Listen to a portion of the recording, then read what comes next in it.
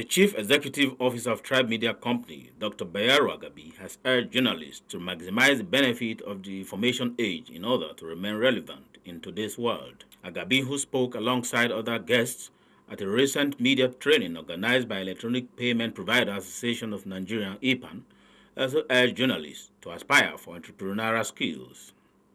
We need these kind of sessions to always constantly remind us about the skill deficiencies that we have.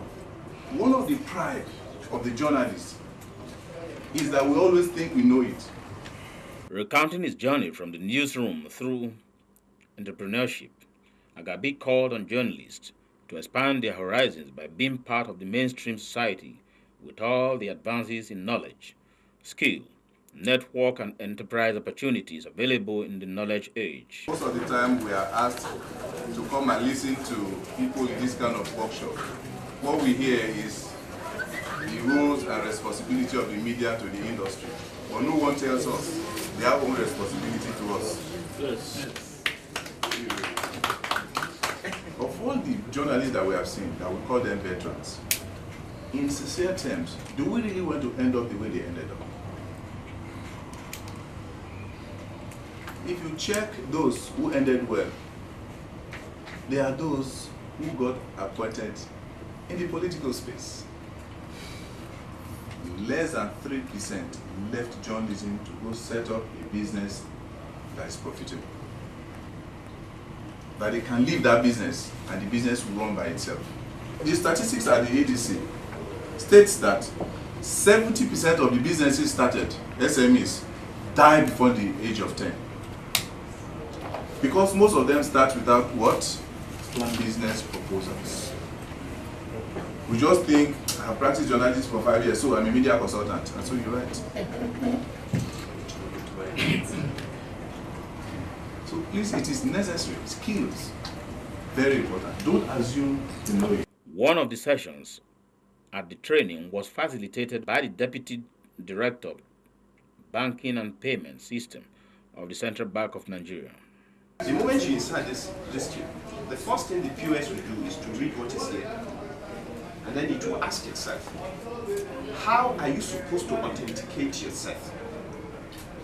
The POS will ask that this card that has just been inserted, how is the owner of this card supposed to authenticate itself?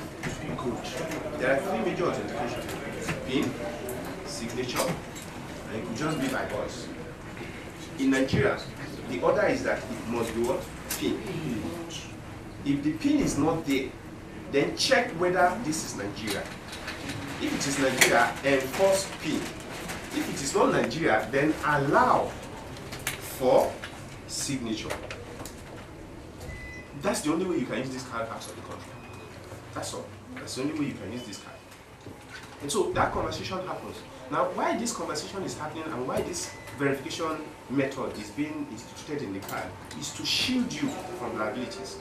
So in the event that it is not you using it, or if the merchant is supposed to put certain things in place, which is the ENV requirement that I talked about, by ensuring that you ask the system, how should this guy authenticate himself? If there is fraud, there's something called liability shift, which says, I, the bank that issued this card, I have told you, you the merchant, what you should check before you accept this card. But you didn't check it.